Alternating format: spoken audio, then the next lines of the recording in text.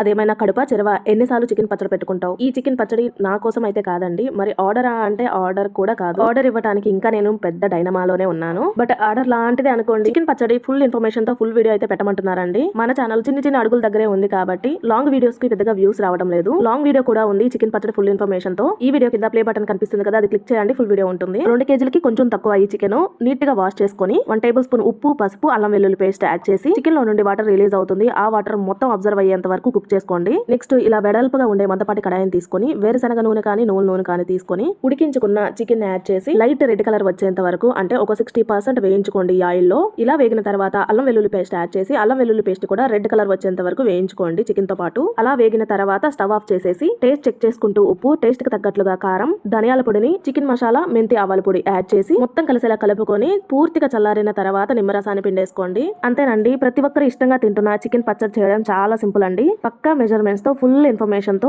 ఈజీగా ప్రిపేర్ చేసుకోవాలి అనుకుంటే ఈ వీడియోకి అట్లీస్ట్ 100 లైక్స్ అన్నా వస్తే ఫుల్ వీడియో పెడతాను. Please do like, share and subscribe.